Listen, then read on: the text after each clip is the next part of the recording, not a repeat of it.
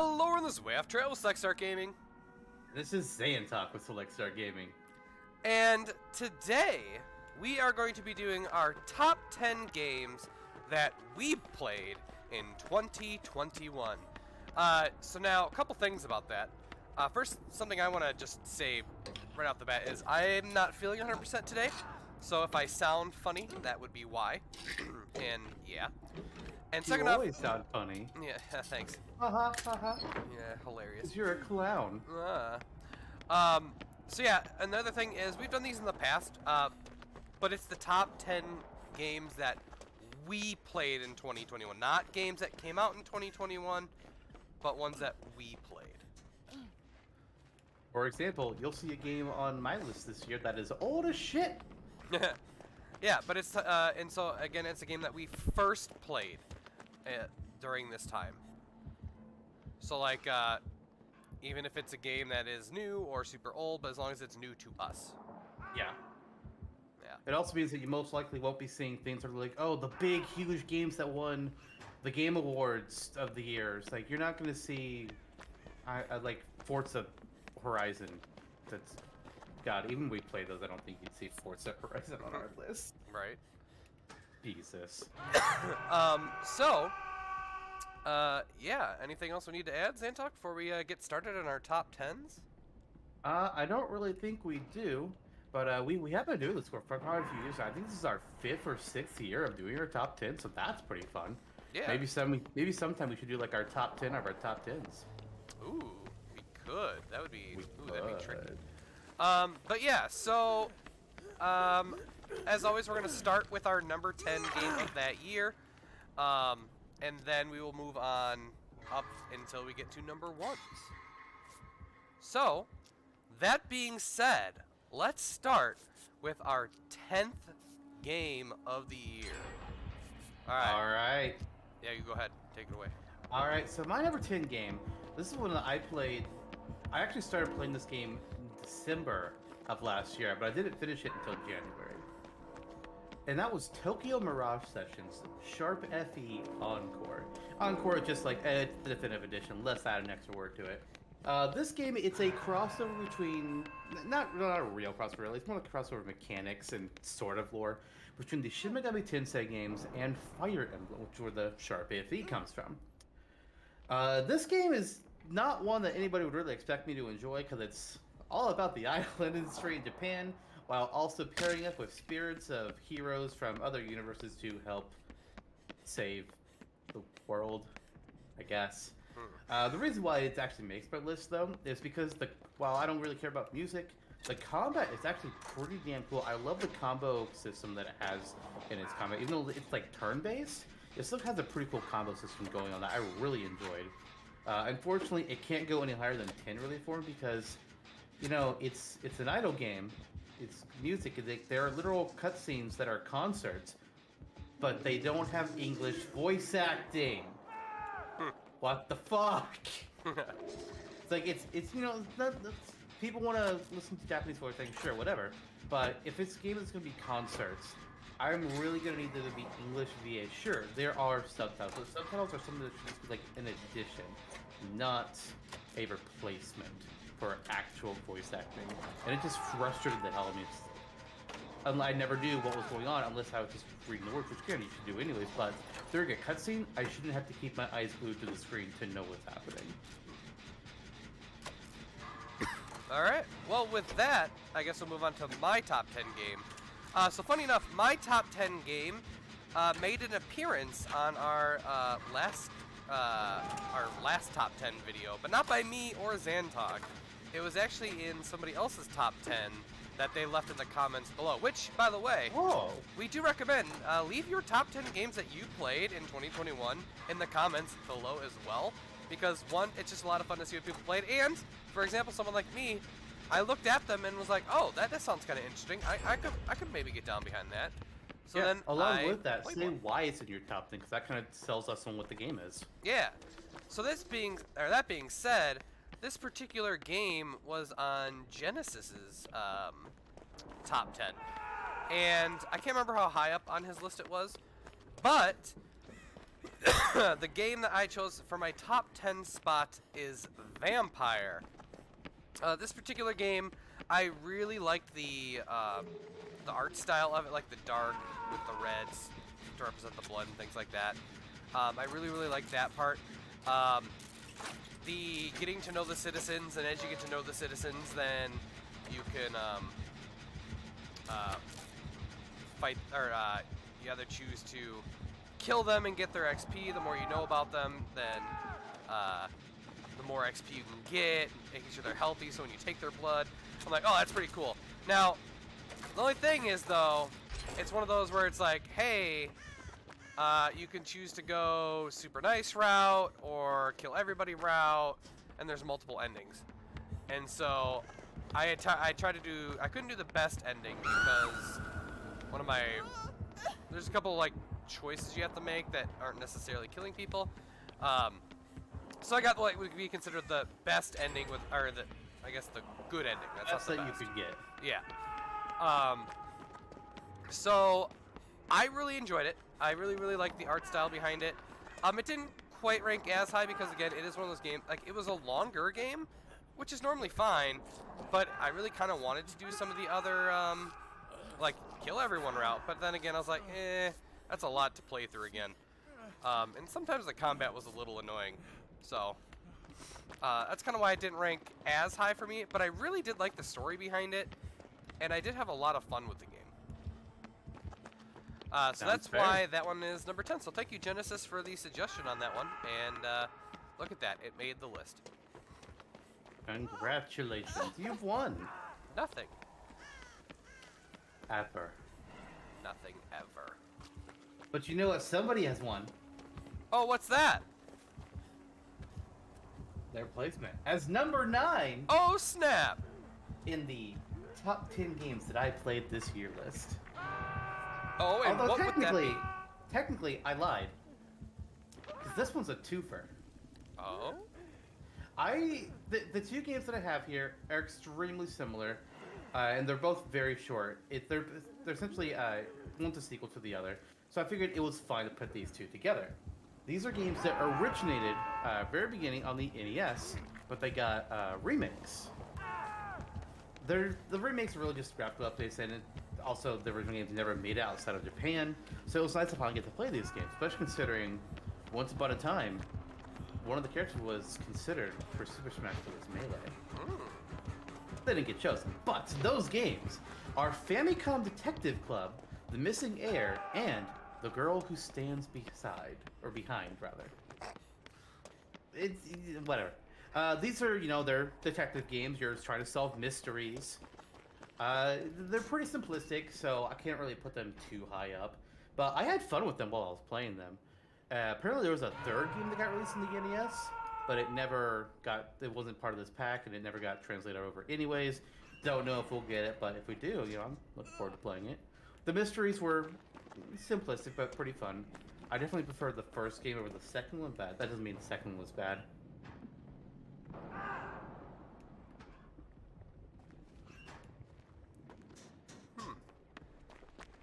Yep, I can't say much. I don't know anything about that game. They might make it on channel one day. They're pretty short games. This is the hard part. Me and you play such different games that a lot of times it's like I don't know how to say anything to your games because both of your games I really know nothing about. Mm-hmm. And you tend to have recordings of your games be the first time you play those games, where I would rather know the game first before I record it. Yeah. Yeah, so that makes it kind of difficult. But that being said, my number 9 is a game that you have played. I know what it is. So I know you know it. Yeah, so you know what it is. My number 9 game of the year is Back 4 Blood. Oh. Yeah, so I'm choosing Back 4 Blood for number 9 for a couple reasons. One, I really like this game, and I could see it going up my list if we can get a nice crew to play it more. Yeah. That was kind of one of the bigger deal breakers on it at the moment. And I really like it. I've always loved Left 4 Dead, and it's pretty much a Left 4 Dead in its own right. It's Left 4 Dead 3. It's Left 4 Dead 3. So I really like that about it. But yeah, I love zombie shooter games. I think they're a lot of fun, and I'm really glad that this one finally came out. And yeah, so I didn't rank it as high again because, you know, we don't get to play it as much as I would really like to play it. Sir? But yeah, so that is my number 9 game of the year. All right. Well, that brings us to my number 8. This is another super old game, going back to the Super Nintendo era. A game that I had been wanting to play for a long time. It had been on my list, and I just never quite got to it. And then at one point, I was just like, okay, you know what? It's time. And I played through Earthbound after all these years. Oh. So Earthbound, it's honestly I know kind of this an game. odd game. It's, you know, RPG. I love me some RPGs, but it's got a few problems with it, and those problems are all just because it's so old. It's really not the game's fault. I'm judging it. I'm judging a 1990s game off of 2021 standards. The inventory system is terrible. The menuing is annoying, and look, sometimes the enemies are just like, seriously, what the fuck is this bullshit? But again, you know, it's a game from the 90s. I can't be too mad about it. But I mean, for the most part, you know, I had fun with the game. The story is kind of what the fuck's happening, but it was enjoyable at the very least. I would like to see it get a remake at some point, just to like, not like, it doesn't have to like change a whole lot of things, but just modernize a few things, fix up some of what's archaic, bring the game to the 21st century, please.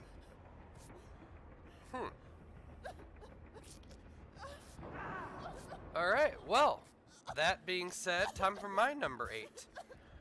So funny enough, Back 4 Blood was released actually in 2021, and so is this game. I've actually got a couple on my list that are 2021, which rarely happens. Oh. I know. I do too, actually. We'll get there. Yeah, I know. Apparently, I've been getting better about playing more recent games. But yeah, so my number 8 is a game that, well, Zantok introduced me to the digital version of this game. Or to the, I'm sorry, the card And game. introduced me to both. Yeah, to both. So my number 8 is Gloomhaven. I think there's the digital something is the technical term for it. Gloomhaven digital something or other. I mean, this is a video game thing, so it's safe to assume we're talking about the digital version of Gloomhaven, not the actual board game. Which also the first time I played it this year as well. Nice.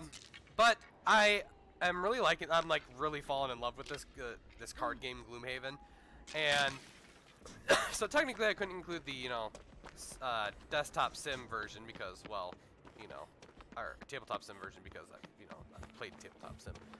But I can say it this way because it's different. I've really only played the Guildmaster mode, and so that's why it's kind of lower on my list. But that's because I'm purposely not playing the campaign mode because I don't want to spoil myself on anything as we're playing through the original part of it. So it is. I really enjoy it though. I really like it, and I'm excited to play more of it. I kind of stopped for now because I didn't want to, spoil too much for myself. But I'll probably jump back into it at some point. Gloomhaven is one that I considered for my list, but I ended up not including it because it kind of felt weird for me to include the digital version of a game that I've already played the entire board game of. But it's really good. They do a pretty good job of translating the board game to a digital format. There's a few things that are a little hinky, but the Guildmaster mode is a lot of fun. I'm actually like 98% done with that. I've done all the I remember they don't call them story quests because that's what the class was called for some weird reason. But the main quest, I've completed all of those. I just have some of the class quests and relics left to do. But I feel like I've kind of experienced all I need to with it. Yeah, it's a lot of fun. I really enjoy it, and all the different roles and stuff like that. So I like it. It's missing a couple classes though. All right. But yeah, so that's my number 8. Zantok, what would be your number 7 game of 2021? Well, my number 7 game has a number in the name. A shocker. And that number is not the number 7. Oh. It's the number 4. Back for Blood! Hey! Hey! There it is! Alright, so of course Back for Blood was going to be on my list. It's essentially Left 4 Dead 3. It's a lot of fun. My biggest complaint about the game is really just that it's very, especially Chapter 1 or Act 1, whatever, takes so long. And it feels like you've been playing for 2 or 3 or 7 fucking hours. It's like, I need a fucking break. I wish they had more breakpoints in between. Let me go back to the campsite after each finale instead of just having me go through 4 finales before I get to my first campsite break. It's like, dear God, I need a resting point. Jesus. But it's fun. It's a lot of fun. I feel like there's a few other things that could be tweaked, but nothing I would say that's really major. We know that they're still working on updates for the game. We're going to get DLC in 2022. There's going to be new campaigns, new characters. Yeah. I think some new written as well, so I'm looking forward to it. Yeah, I'm pretty excited for what Back 4 Blood has to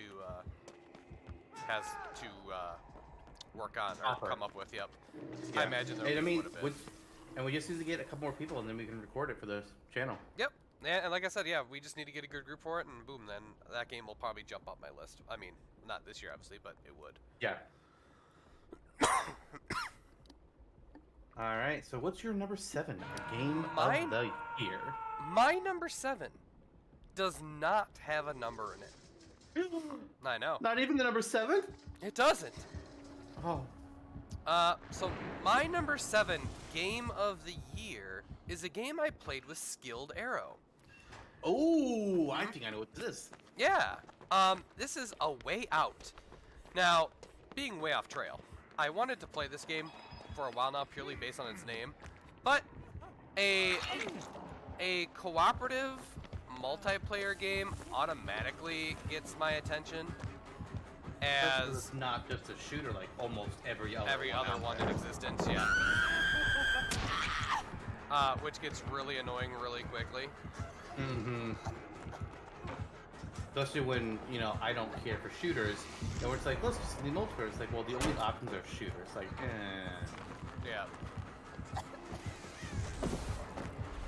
I get while he's busy. Yeah. A Way Out. Sorry. I haven't played it. I haven't watched Wayofftrail's Let's Play of it, but I did watch it on another channel. I can't remember what his channel is. I think it might just be Stephen George.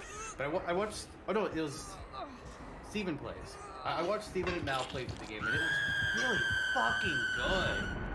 Yeah. I kind of wish I had actually gotten to play it. Which I was going to. Me and Jono were going to play it. We were going to record it from the channel, and then I saw you were doing it. It's like, oh, well, fuck. All right. Sorry, I was being chased, and it's kind of hard to. Oh, that's why I took over. Being chased. But anyway, so now that I'm kind of on my way out. Hey. But yeah, first off, love the cooperative, and it was done differently. First off, it wasn't a shooter. I mean, there was a couple gun parts, but more story-driven game, and I loved the split screen of it, where I could see what the other person's doing, and I mean, we could talk about it, but it was just done a lot differently. The reason why it's rated lower on my list is I wish it was longer. Yeah. Where some games I kind of like, okay, it went a little past its time. Some games I'm like, okay, that was about right. This one, it felt short. But I could see them doing like another one of this type of game. I really hope the developers of this game decide to do something similar. Maybe not necessarily a prison one, but something along those lines. And the twists that were in this game were great. There were some really cool camera shots. Say what they are, but honestly, play the game. Oh yeah. Like I want to say watch our content, but play the game. Yeah, he's not gonna say it's 'cause of my video. If you have somebody you can play with, either couch co-op or online, play it. You can't play it solo though. So if you don't have somebody you can play with, then obviously watch our stuff. Yeah. If you can play it, please play this game. Yeah, I highly recommend this game. It doesn't take up too much of your time. If I were to have a list of games that I watched for the first time in 2021, it would probably be number 1 on my list. That's fair. That is a fair response. And then God of War 2018 would be after that. All right, so that was my number 7, which means, Zantok, it is time for your number 6. All right, so number 6 on here. It's a game from a franchise that I love, but it's slightly different. This is Final Fantasy 14, A Realm Reborn. It's the MMO, the second MMO for the Final Fantasy franchise. And I decided to play it because I found out from a friend that, oh, the entire base game is free and so is the first expansion.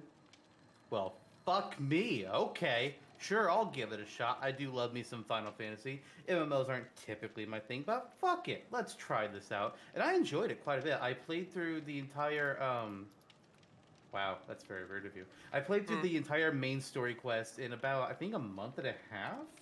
I haven't done anything past the initial release yet. Well, I say initial release, but quick little history thing here. Final Fantasy 14 initially launched as just Final Fantasy 14, and it sucked ass. Everybody hated it. So the developers was like, okay, we're going to nuke the game and rebuild it.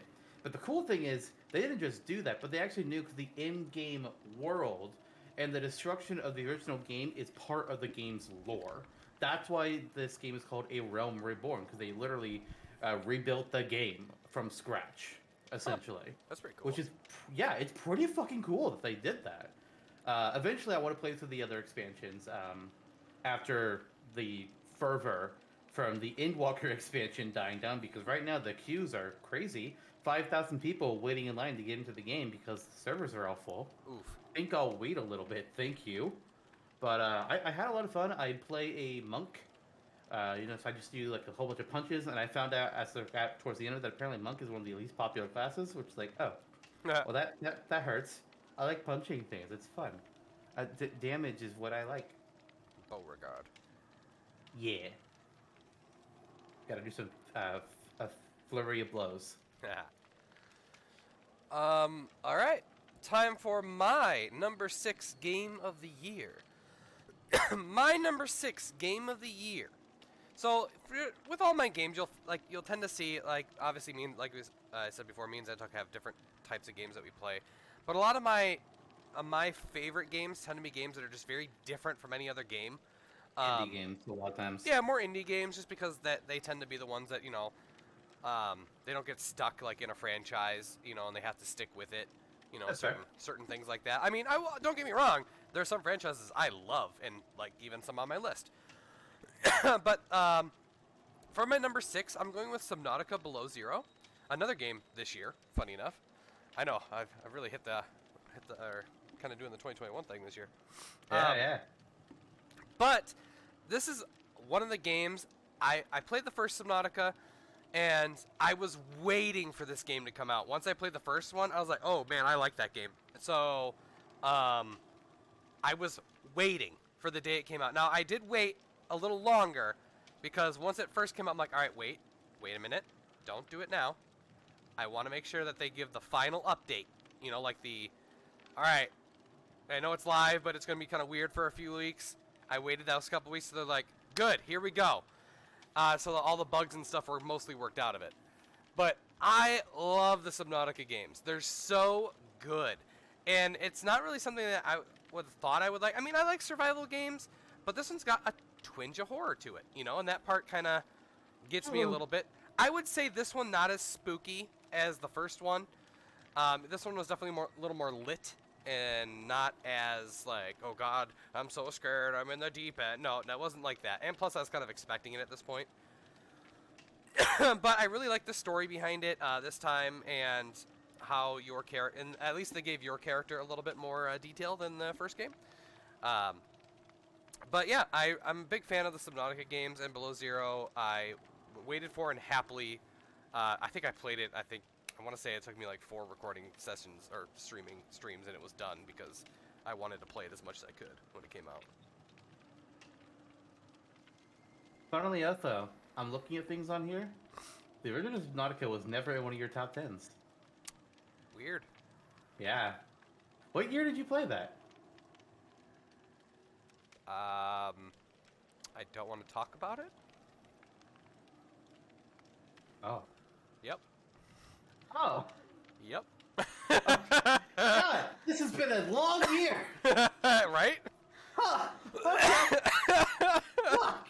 I was trying not to go. I was looking at my list, I was looking at last year's list earlier, and I was like, wow, Persona 4 Golden was last year?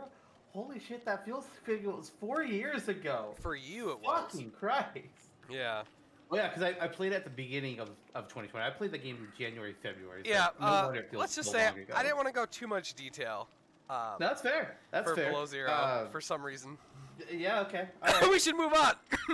We should move on to my number 5. Wait, that means we're in our top 5 of 2021. Yes, I was gonna do a thing, but okay. Oh, you go ahead. Now the moment's ruined. You ruined my moment for something else, so you go ahead. You know what? Go fuck yourself. Language. That's right. That's right. But you know what you shouldn't be having language in? What? New Pokemon Snap. Oh, snap! Number 5 from my list here. New Pokemon Snap, a 2021 release.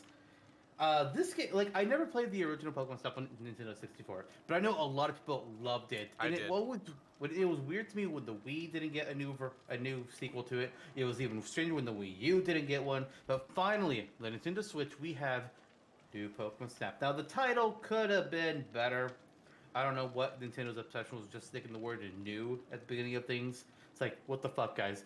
New Nintendo 3DS, new Super Mario Bros, new Super Mario Bros 2, new Super Mario Bros U. Can you guys fucking stop? But New Pokemon Snap is a lot of fun. It's most of the same as the original. There's a few differences, like there's no evolution puzzles. You don't have the you have apples that you can throw, but you don't have like the Petri balls, or where the fuck they were Poison called. ball or whatever it was. Yeah, it was some kind of like, it started with a P. It was some kind of like a negative thing that you Pellet? would throw and it caused them. No, it was like a paralyzing. I don't know if I can remember what it was. Again, I never played the original game, but you don't have that. Instead, you got like a music box that you can play. You throw the apples. You have like a scanner. You can get things to look at you with it.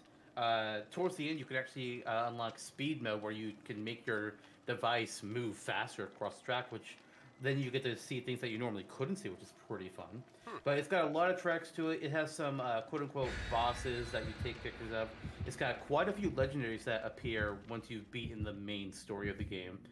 I had a lot of fun with it. I want to do it for the channel at some point, because it'll be like a nice, relaxing, very fun game to do. They've even released some DLC for it, like new courses that you can go through, new Pokemon to take pictures of. I haven't played through it yet. I don't know if I'm going to do that part before I eventually do a recording of it, or if I want to leave that like a fun little surprise for me when we get there. But new Pokemon Snap, a lot of fun. If you like the original and you haven't played this one yet, do so. See, I really like the original, but I was pretty young. And then I kind of, like, the second one came out, and I was like, oh, I could get it for my Switch. And then I was like, but am I going to like it now? Like, I like Pokemon, don't get me wrong. I really liked Pokemon Snap, but I was like, do I want to play it now? I mean, hey, I have a shovel play up of my first 2 hours, or first 1 hour or 2 of the game on the channel, so, you know, maybe go watch it, and you can judge it based off that. True.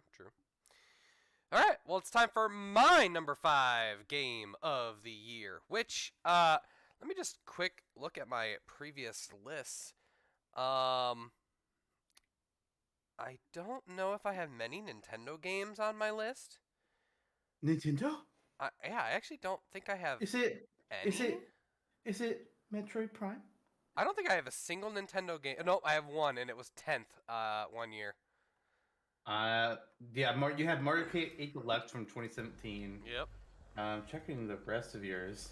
I mean, you had some things that have been on Nintendo, but they weren't like Nintendo games.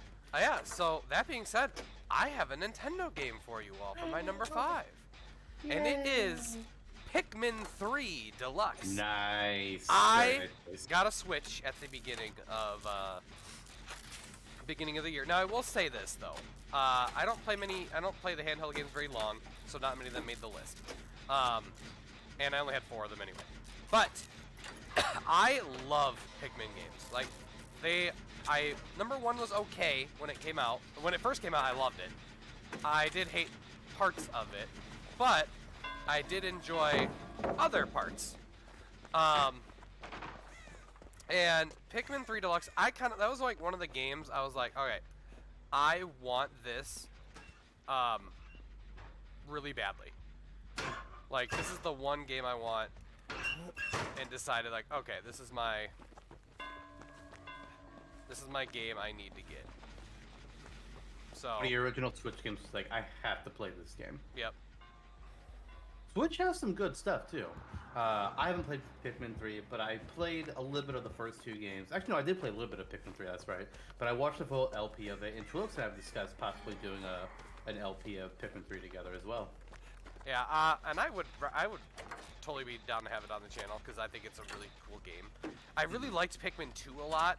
I would say I liked 2 a little bit more because I like the whole dungeon aspect of 2. Yeah. But I still like 3. I mean, it still had the timer on you and all that other stuff. But I really enjoyed it, and they had waited a while before they redid a game on this, and so I was very happy for it to come out. And I binged this game. Like, that was the first game I played on my Switch, and I binged it in a matter of days. It was done. And one of the nice things about Pikmin 3 as well is, you know, the first game it had that 30-day timer, or whatever the number of days was, 50, 30, whatever the fuck. And you had to beat the game, or at least get enough good pieces before that point. And if you didn't, then you lost. But Pikmin 2 had it to where, oh hey, there is no timer. You just have as much time to get through things as you need it, take your time and do what you can do. And some people like me loved that, because the timing system was stressful.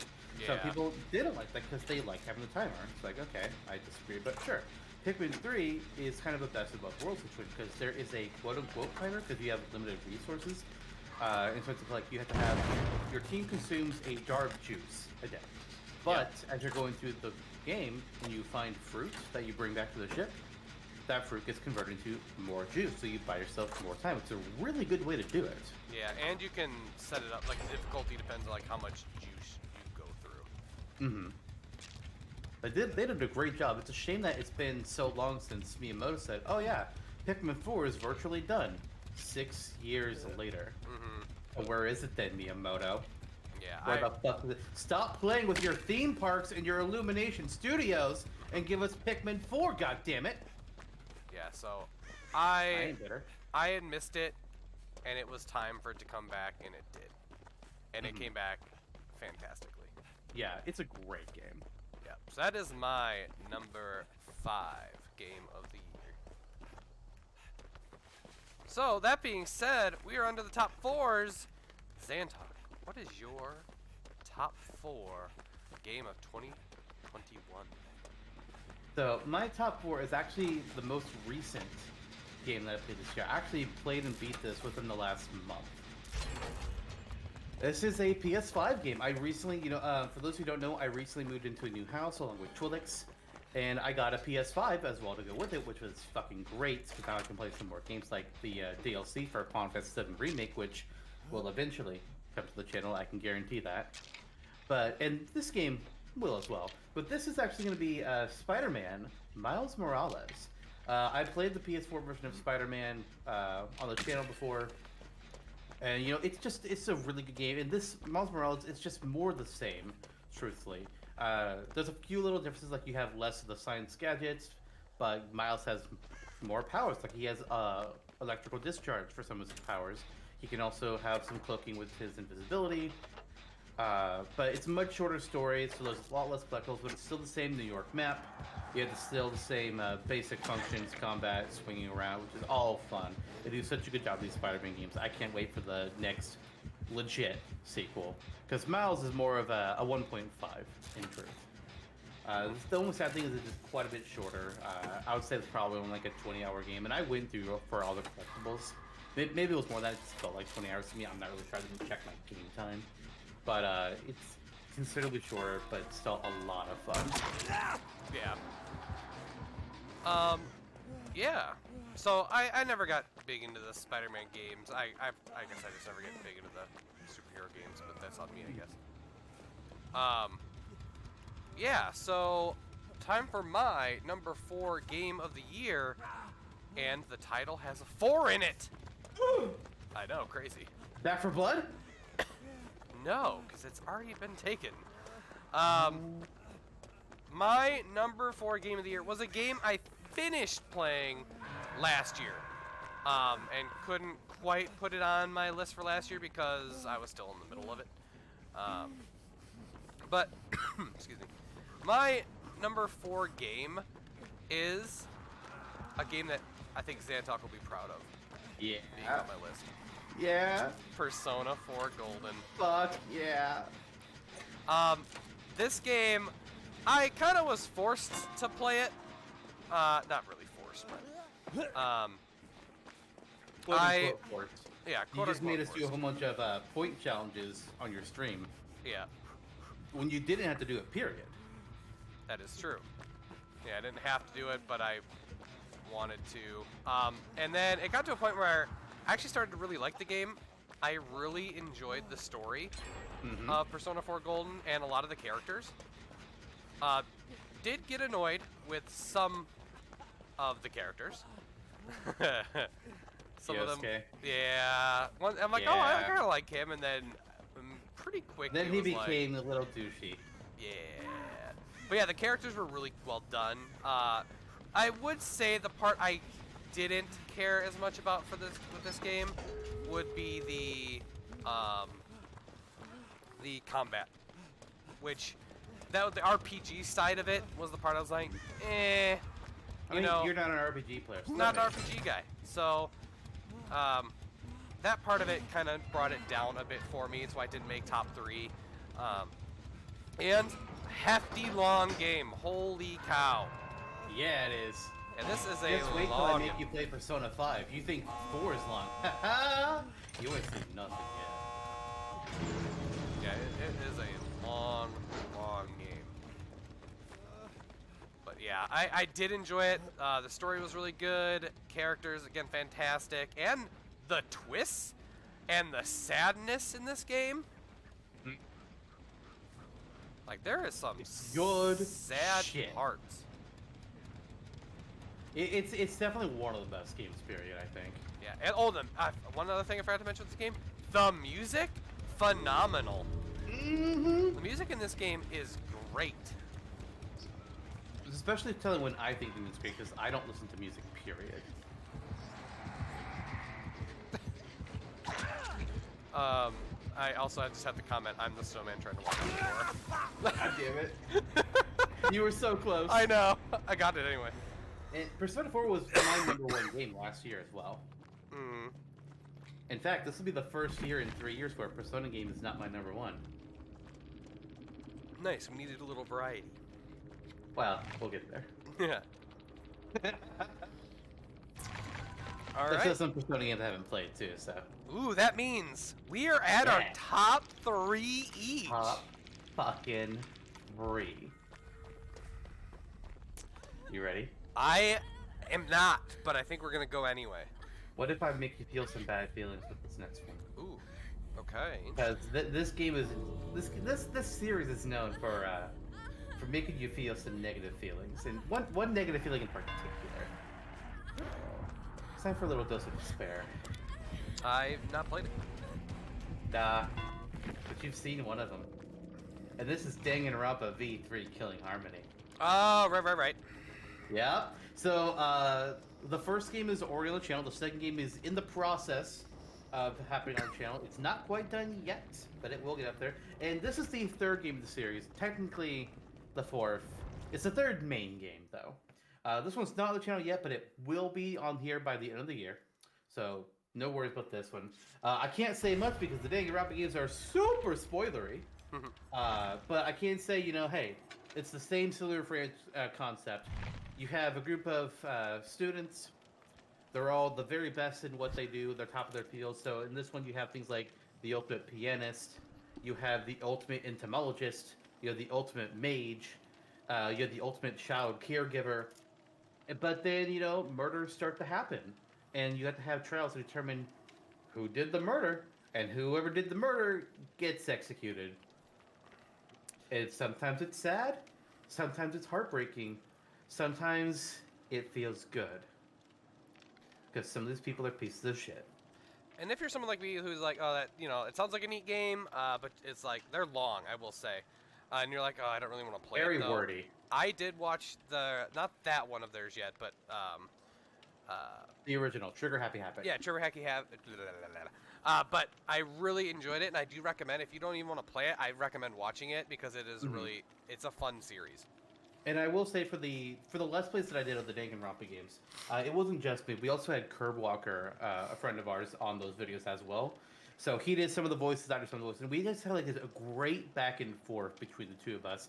And with this game in particular, we took a few liberties with some of the characters, and we made some jokes with them that carried through the end of the game. Oh boy. In some ways, it's like, man, I kind of feel bad what we did to this character, but also we had a lot of fun. And Kurt Walker, like, he was very familiar with the Danganronpa games when I played these. I knew next to nothing, so it was like a veteran guiding a newbie. So whenever I was stuck on things, I had a little bit of help, but not It's like too you much. guiding me in Persona 4. I mean, yeah, pretty much. But I liked V3. It was pretty fun. A lot of people don't like it, and they don't like certain things that happen. But I actually thought it was pretty fucking brilliant. But I can't say why until it's on the channel and people get a chance to watch it. I do have a question though. Sure. Do you prefer Trigger Happy Havoc or this one? I prefer Trigger Happy Havoc over this one. Okay. Not to say that I like all three. All three are great. But if I have to rank them, then Trigger Happy Havoc is above Killing Harmony. Okay, okay. And I mean, because it's the first, and it kind of, I think the ending of Trigger Happy Havoc kind of lets you know bits about the next ones, I would imagine. The ending of Trigger Happy Havoc is very much it's super ambiguous. Oh, okay. Yeah, you should remember. Yeah, I do.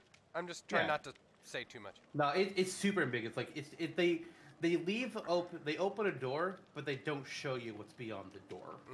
That's essentially what happens. Yeah. It's kind of like if you saw the second Pirates of the Caribbean movie. It's very much an ending like that. It's like, what the fuck's gonna happen next? I don't know. I need answers to these situations. Mm-hmm. This game, I mean, I guess what I can say about the Danganronpa games is that Danganronpa 1 and 2 are explicitly stated in the same universe. Danganronpa V3 is actually a different reality. It's the same concepts, but it's at a different timeline. So it's not connected to the other games at all. That's why like the ending of the first game means nothing to this one. Okay. Well, if that's all for your number 3, Yeah, I'd say so. it's time for my number 3. Oh ho ho! And if you thought Wayofftrail was gonna have a top 10 list, without an Assassin's Creed game on it, ha! Joke's on you, because Assassin's Creed Odyssey takes my number 3 spot of 2021. This was pretty early on in the year. Yeah, it was. Yeah, it was pretty early on. And I'm putting it way up there, not quite the top, because I have a couple others that beat it out for their various reasons. But again, I love the Assassin's Creed games. I would say this is probably my second favorite, second or third Better favorite. or compared to Odyssey or Origins. I liked Origins better. Okay. I preferred Origins, which is interesting because I know a little bit more about Greek mythology than I do Egyptian. But Maybe that's why. yeah, maybe. I just preferred Origins. I don't know. I just did. But I still really, really liked it. I will be playing Valhalla at some point. I just got to get around to it. Because, like I said, I usually play one and then I have to take a break from them. Because, one, they're extremely long games. And two, I tend to go all out in them.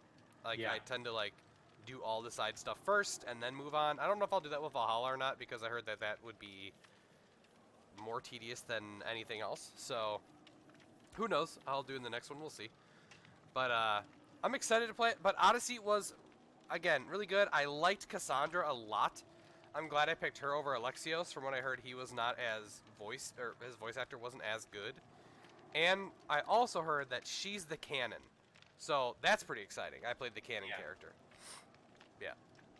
Which is kind of one of the reasons I picked her anyway. Mm-hmm. So, yeah. And there were some pretty good twists and turns in that game, too. Yeah, there were. Yeah. I watched most of your streams when you were playing with it. I didn't watch it when you were playing Origins, but Odyssey I watched and it was fucking good. Mm-hmm. I have limited Assassin's Creed experience. I've watched Assassin's Creed 2, and I played a teensy bit of I think it was Black Flag, maybe. Yeah. But this one I watched and I was like, wow, why weren't the original Assassin's Creed this game? Well, this is much better gameplay than the old Assassin's Creed. And from what I loved it. And from what I hear from people who watched my streams is that I'm very stealth heavy versus others, and that's why they kind of liked watching mine, because they're like, I just get too frustrated and I just have to, like, you know, kill everything. And where I'm like, nope, I'll like sneak my way around so I can re-stealth and try and take everyone out silently, because I really like the stealth. I really enjoy the stealth parts of the game the most. I mean, you might like the Spider-Man games because there are some missions where you need to be stealthing. So you're trying to take enemies out by either by sneaking up them from behind or webbing them up from the ceiling or whatnot. At a certain point, if you get spotted, it's like, okay, now we could become combat. So you can just ignore the stealth and just do the combat for most of the missions. But I like doing the stealth when I can. And then it's like, oh, it's combat time. All right, I'm gonna start knocking heads. Yep. And then it's like, oh, I got caught. Well, kill everyone. And it's one thing because like I normally hate stealth in games because a lot of times stealth, it's like, oh, it's very annoying. You got to sneak behind the people, blah blah. If you get spotted, you're pretty much done. Yep. I thought it was done a lot better than Spider-Man games and pretty good in Assassin's Creed as well. Yeah, and I actually liked how with Odyssey that they had it branched where you could kind of choose your like which paths you wanted to go down for level ups. And so I was like, okay, I want stealth and I wanted bows. Were kind of the two that I was like, all right, those are the ones I really Which is a good combo. Yeah, and so I didn't really go much for combat, which makes sense because it's not my playstyle. And so they did a really good job, I feel like, with that. I still hate the boats in these games. I hate the boat stuff. So there were some times where I was like, oh, freaking boat stuff. But for the most part, it wasn't that bad. I just hate the boat combat in the Assassin's Creed games. Right. Which I know some people like, but I'm like, meh. Yeah. Also, you said it wouldn't be a Wayofftrail top 10 without an Assassin's Creed game. Yeah. You might want to look at 2017. Well, I think that was the first year, wasn't it? It was the first year we did top 10s, and it's also the only one where you don't have an Assassin's Creed.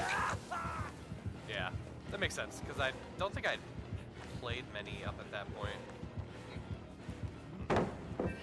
So you know what time it is? Oh my god, it's time for the top 2. It's time for my number 2 game of 2021. Now, I said that for the third year, for the first time in 3 years, there would not be a Persona game in my number 1 slot. However, there is one in my number 2 slot. Loophole. Hey, it's not one of the mainline games, though. This is actually going to be Persona 5 Strikers.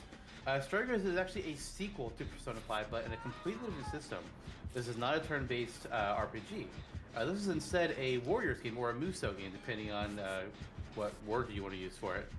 Where you're running around on the map, you have just hordes of enemies that you can start slashing and casting magic at. But unlike some of the other crossover Warriors games like Hyrule Warriors, or Fire Emblem Warriors, or Dragon Quest Warriors, this one, the gameplay is, instead of like the game playing Warriors, but with a little bit of Zelda or a little bit of Fire Emblem, this is pretty much Persona, but with a little bit of Warriors combat, which made it feel a lot different, and it's part of why it's the only Warriors game that I've actually completed. Because I played Hyrule Warriors, I've played Fire Emblem Warriors, but I got bored of them. This game I actually really liked, I really enjoyed it. The combat felt so much better to me. When you cast magic, you kind of have like a little bit of that turn-based, because time tends to like slow down or freeze to kind of mimic the whole menuing system, which is pretty fun. You start off with all your party members, you can just go through with all of them. It has its own story, so it's not like the Fire Emblem or Hyrule Warriors one where it's like, oh, characters from these worlds are randomly mixed together now, which is fine. But when you do something like, oh yeah, we're only going to pull mainly from 3 Fire Emblem games or 3 Zelda games, like, are you fucking kidding me? This one, it's not a crossover, it's just the Persona 5 cast. So they're able to actually make a more tight storyline for it. And I enjoyed it quite a bit. I didn't quite do all the post-game stuff because then it got up to like a skill level that was above mine. But I still enjoyed it. I had a lot of fun with it. If I ever get to do Persona 5 on the channel, which is a long game, then I'd like to do Strikers as well as a follow-up. Nice. So I think that means we are on to my number 2 game of 2021. Yes, congratulations. That being said, it's a game that came out in 2021. Is it Back for Blood? It is not Back for Blood. Oh. So my number 2 spot is a game that I very recently played, as in like super recent, and beat very, very quickly because I really was getting into it and was like, okay, I need to play this. So what it started as what was going to be just a demo. There was a free demo that the game had, and I was like, oh, I'll play that for a shuffle play. Yeah, I'll sometimes grab demos for shuffle plays. And then, as I played it, just the demo, I was like, oh, I like this a lot. It's Inscription. So this game is hard to describe. The reason why I like it, a very different style game. Like I said, I like very different types of games that break from the norm, and this is definitely one of them.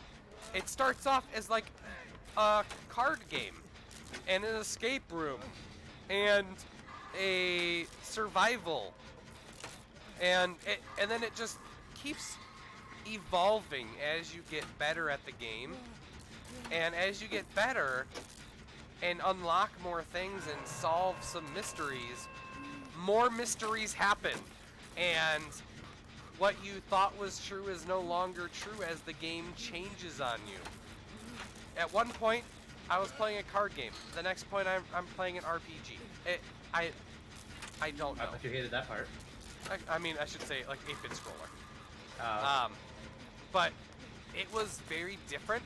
The story's it's got a little creep factor to it.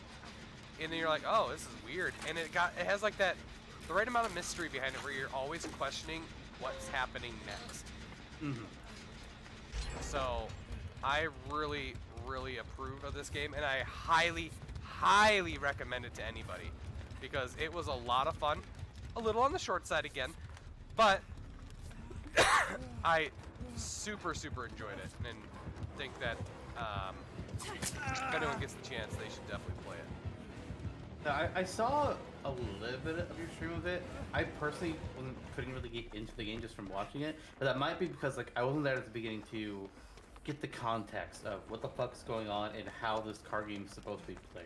Because you can't really just like step in the middle of watching a card game. Yeah. You really gotta know the rules, and when you don't know the rules, just like I don't know what fuck this is. Well, I might as well. And the funny thing is, with this particular game, it's like, oh yeah, it's right as soon as you start to get the rules of the game, they're like, oh okay, I kind of understand this, and oh I'm starting to get some good synergies, and then it's like, oh, how about it? Here's a different card game. You're like, oh wait, I mean it's similar like gameplay, but everything's changing on you, and you're like, oh.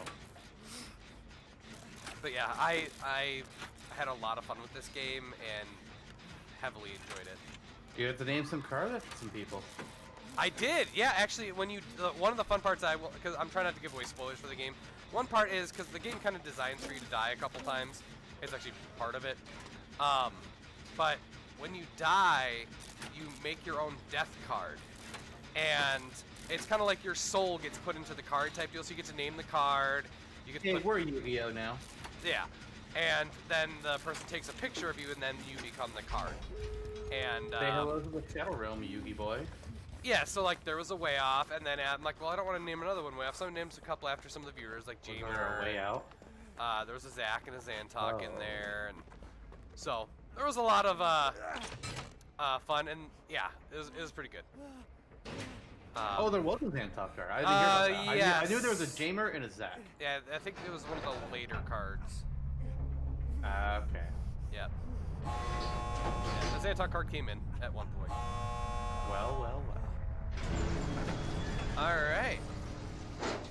Zantok. Oh my god. Yeah. Is it time for our number ones? No. What? It's time for our honorable Oh mention. my god. Now, the thing to say about our honorable mention picks is that these aren't necessarily what is our number 11. This is just a game that didn't make our list for whatever reason, but we want to do highlight for, again, whatever reason. I initially I had two games that were being considered for my honorable mention. One of them was Gloomhaven, but I decided not to mention that one because, I mean, again, It's really just a digital version of a board game. If it was going to make my list, it would have been hit honorable mention. That would have been it. But I had another one that I thought was a better choice. Deluxe and I have been recording a series of multiplayer videos together, trying to go through the series. We had an issue happen halfway through that made us start re-recording things, but we've gotten back into it, and we've gotten into all the games of the series, or at least all the mainline games that we can at this point in time, and that is the Halo series. So you'll notice that we've had Halos 1, 2, and 3 go up on the channel at this point, and eventually we'll get to ODST, we'll get to Reach, we'll get to Halo 4. We can't do Halo 5 because that's Xbox One exclusive, which we do not own. And there's also no couch co-op, which is fucking stupid. And I'm not buying 2 fucking Xbox Ones to play 1 fucking game for a video. That's just stupid. Mm-hmm. But I decided for my honorable mention, I will pick down which are the Halo games that I thought was my favorite of the lot. And there were 2 that were really up for this particular position. But when I picked one, it was pretty clear and obvious which one I was actually going to go for in the end. And that is Halo Reach. The second place one would have been Halo 3, but Halo Reach was a lot more fun. I liked the characters more. The storyline was more tightly knit. Because Halo 3 picks up in the middle of chaos from Halo 2's ending. And if you don't know what's going on, then you're just kind of lost. But Halo Reach is just like, okay, we have our beginning, we have a middle, we have an end. You don't have to know the rest of the franchise to really get it. You're humans in a war against aliens, and they're trying to fucking kill you. Also, they gave me actually, no, that's Halo 3. That's what I was about to say. Damn it. But Reach also had like the new armor abilities, which were all kinds of fun. I'm pretty sure there was jetpacks in Reach. I might be thinking another one. When you play through all the games in rapid succession, details start to get muddied, and you start to forget which one had what. But of the entire series, Reach was easily my favorite of them. We haven't replayed it yet to do for the channel, but we'll get there. Halo 2 I didn't care for. Halo 4 sucks ass. Fuck Halo 4. I've only played, for Halo games, I've only played 3 and a tiny bit of 4. And 3 was alright. And then yeah, 3 is fine. I agree with 4. 4 sucked butt, so. But 4 not only has, like, all the new guns that I got the chance to experience all suck. The enemies are just annoying. They're not fun. Like, it can, like, okay, I feel good taking down an elite or a brute. I don't feel good taking on the enemies in 4. They're just annoying pieces of shit. Anyway, that's my honorable mention. What's yours? Alright, my honorable mention. So, again, I had some contenders as well that could have made the list for honorable mentions. And I ended up going with Legend of Zelda Breath of the Wild. Hey. Now, I know a lot of people really, really like this game. And the reason I'm putting an honorable mention is because I haven't been able to give it the time and love it deserves. That's fair. To give it on my top 10. Because if I was to be like, all right, I played a decent amount of it. But if I was to be like, all right, top 10, it wouldn't have made the list because, one, I haven't beat it. And 2, I don't play my Switch a whole ton. And so for this game, I tend to play, like, I'll play it for, like, a couple days, like, a couple hours, and then, like, for a week. And then I get stuck on something else. And so when I come back to it, I kind of forget where I am and forget how to play. And then I kind of like, I mean, it's what I'm doing it to myself, but I know that I'm ruining my experience with it and not just playing that game and sticking with it the whole way through. Which, I mean, there's no right or wrong way to play a game. I mean, to be fair, that game was designed to be able to just drop it and drop out as you need. Yeah, and so it's that they purposely made it so that you didn't have to feel like you need to sink in hours at a time. Yeah, and the one thing I would say, I mean, I love Zelda games. I like them a lot. The open world part of it, I'm like, not as a fan of for some reason. I thought I would, but I'm kind of like, about it. And I like the shrine things. Those are fun. Yeah. But I don't care for the combat as much. And I don't know why. I just don't. Interesting. Because I think I'm okay with the combat. Most Zelda games combat I am bad at, but this one I felt a lot better with. I think it's maybe because I have to keep finding weapons and... That's fair. The weapon breaking can be really frustrating. I've never been a fan of weapons breaking in a game. Yeah. Like I feel like it would have been much better if there was a crafting system. Like they let us cook food in Breath of the Wild, but which is also with super weapons you annoying. can just like find them out in the wild, or you have to buy them. Yeah, It's like why can't I just have a couple pieces of stone, some flint, and just make a sword? yeah, Why can't I make a basic soldier's broadsword? yeah, and I would say also the food cooking is super annoying, and I don't like it. It's very time consuming. Really? You think it's time consuming? I've been doing it wrong, but I find it a little annoying. Ah, interesting. Yeah. But anyway, Well, I do know it can be a great game, and it's just I have I give it honorable mention because I haven't been able to give it the love it deserves. That's fair. Back in 2017, when we started these top 10s, it was number 2 on my list. It was only below Super Mario Odyssey. And like I debated giving like Animal Crossing this spot for honorable mention, but I was like, I like Animal Crossing games, but like it's a hard game to give to a top 10. That's fair. I mean, I'm sure the Animal Crossing community would disagree with you.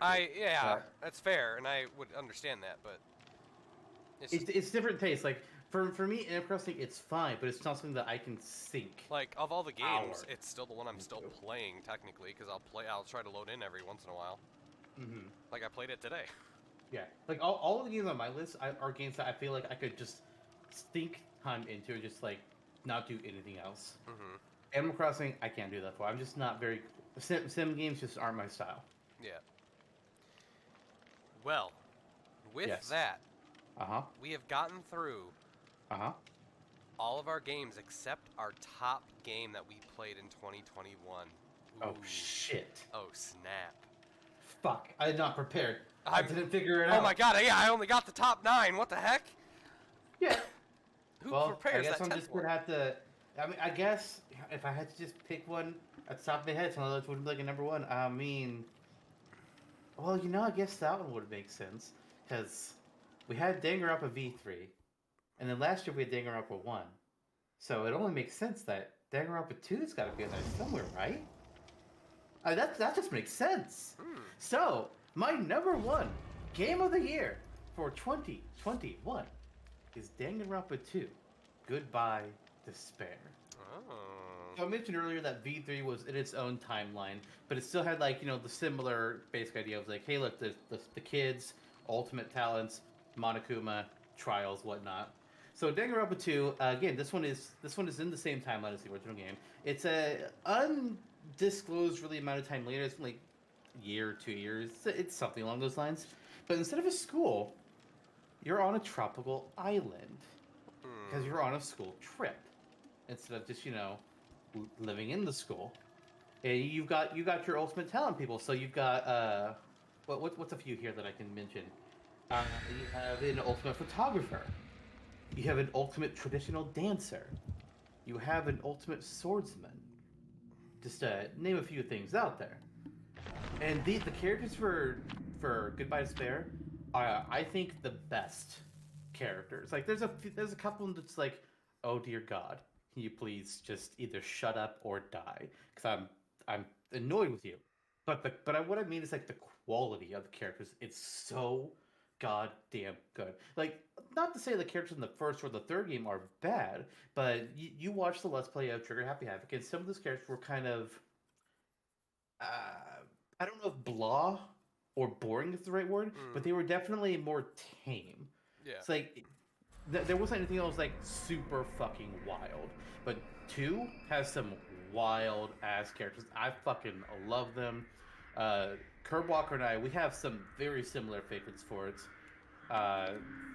2 of the characters in particular were just like, yeah, these are easily some of our favorite characters in the franchise.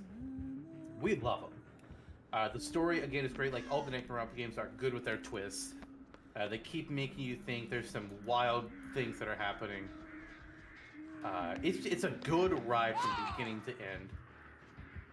All the mysteries. I fucking love it. I really wish that they would make more games of the series. Technically, they just released Danganronpa S Ultimate Summer Camp, but it's a board game mode from V3 that they essentially beefed up. It's like, that's fine, but I want more class trials.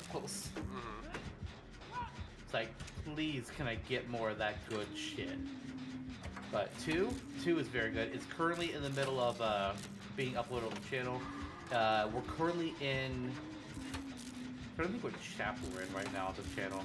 Well, granted, this is time of recording, which is I'm not sure when this will be uploaded. But time of recording, I think we're in chapter 4. No, we are. Yeah, we're in chapter 4 right now. At the time of recording, we are in chapter 4. The trial is actually in the middle of happening right now. And can I just say, Monokuma, what a great character. Oh my god, yeah. He's nuts. Yeah, he's just a good character. And he's got the voice. Like, I love voices. My favorite kinds of characters, the voice in games, or really in anything, are the creepy characters or the crazy characters. Or like, just the flat out like the evil. Like, your mad scientists, your crazy villains, those are so much fun to engage. The voices are just all kinds of things to do with them. Right. Whereas, you know, you have your Yasuhiros, it's like, meh. Yeah. Like, whoa, man. Like, nah, that's not as fun. It's okay, but it's not as fun. It's like, give me more. I can't say their names. But people who know those characters in games, like, you know who I voice in Danganronpa if you've been watching it. That's a great character for me to voice. Fucking love it. Fucking wackadoodle McCrazy pants. Anyway, that's my number 1. And unfortunately, I'm kind of out of Danganronpa because I'm not playing Ultra Despair Ghost. I watched it, and that's enough for me. No. Well, then I think it's time for my number 1 game of the year. Quick question. Yeah. Is it Back 4 Blood? It's not Back 4 Blood. Damn it! Sorry. One of these days, I'll get there. One of these days. But no, it is not Back 4 Blood. So my number 1 game of the year, and of course I get put to a chase at this moment. My number 1 game of the year goes to Subnautica. No, it's almost like it nearly got spoiled. Yeah, it was very close. But no, it is Subnautica, the first one, because I did play it this year. It was during this time. Time is a weird soup. Time is weird. The reason why I was super excited for Below Zero was because I loved the original Subnautica. First off, again, like I have said multiple times now, I love games that are very different. A world completely made of water, and you're the only human, and you have to survive as everything else just falls apart. Like, and it has got the creep factor in there that you at first are like, you know, when you first get in, you're like, oh, it's because you start in the safe shallows, and you're kind of going around, you're like, oh, it's so pretty, and oh, this area is so safe, and all these fish are so nice and cool looking. And then you go a little deeper and deeper, and the water just gets more open and deeper, and you just start to feel like the darkness around you as you get to those super dark areas that are just creepy. Because you get to a part where you'll be going through, like, and eventually you get like a little, you know, things that you can swim around with, but like but you'll be getting to points and then there's just nothing. Like, you'll look all directions and there's just darkness and noises. And that part is so weird for a game. And the first time that you meet a Leviathan, oh my god. They are terrifying. And even though I'm not a big fan of horror games, it had just the right amount of horror, but also the story was like, it had that mystery part to it where you're like, what did happen here? What is going on here? And as you progress, you're just finding more and more things that you're just like, whoa, and as you start to slowly get more resources, you have to start going deeper to get the things for the next part. And that's how they get you to find all the story. And well done. I really, really enjoyed the game and highly recommend it to anybody. And yeah, and I think even Zantok watched. No, I'm not sure if you watched a little of Subnautica. I saw some of both. Because the original Subnautica is when I played a stream loot card that made you go pet the animal. Oh, right. Right when there was a big giant fish on the screen that you were scared of. Yeah. And I made you go touch it. Yeah. Fun times. Yeah. Hee hee hee. Ho ho ho. So with that, that is our top 10 games of 2021 plus honorable mentions. Yep. Who knows what we'll play in 2022? I have one game that's already on the list that I just played recently after I already made the list for this year.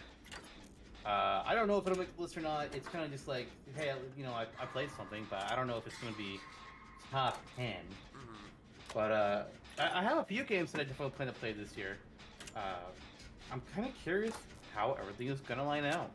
Yeah, like even for this year, I played a decent amount of games. Like I had 1, 2, 3, 4, 5, 6, 7, 8, 9, 10, 9 or 10 games that they were like they didn't make the list. I played a total of 24 this last year. And I had some stiff competition this year. There were some good games that I cut out too.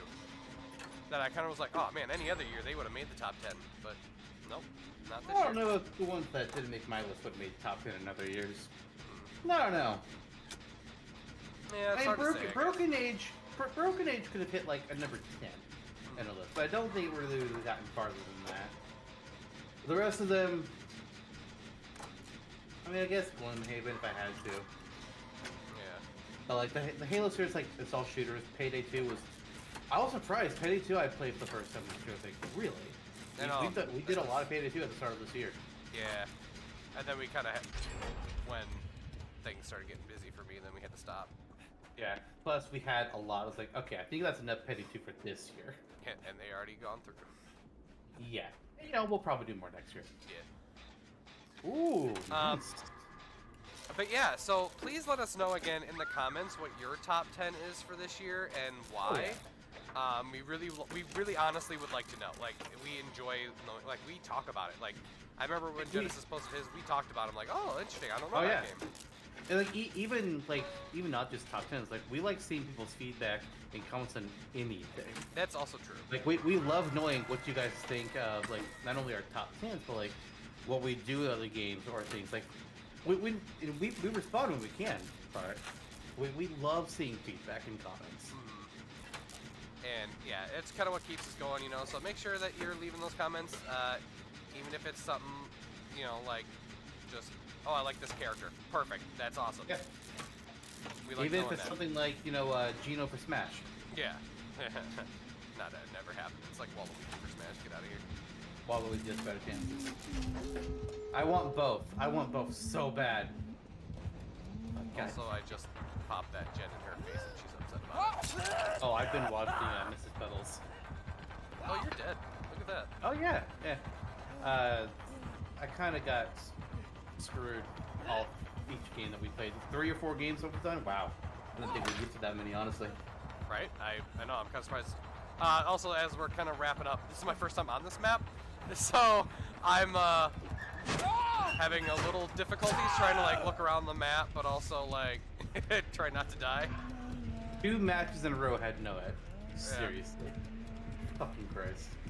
Hey, you remember when Dead by Daylight was like number 7 on my list? I don't think it would have been on my list because I think I played it. No, it was number 8 in 2018. That's the first time I actually got to really play the game. Yeah, I was saying, I don't think it would have been on my list because I think I played it before we started our top 10s.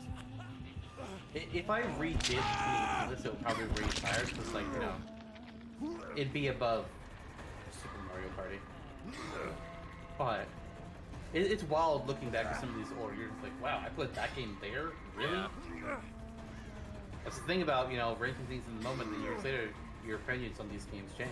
Yeah, and that's the thing too. Like, some of these games were early on. Like, they were old. Like, Persona 4 Golden, Assassin's Creed Odyssey. Like, I did these a long time ago.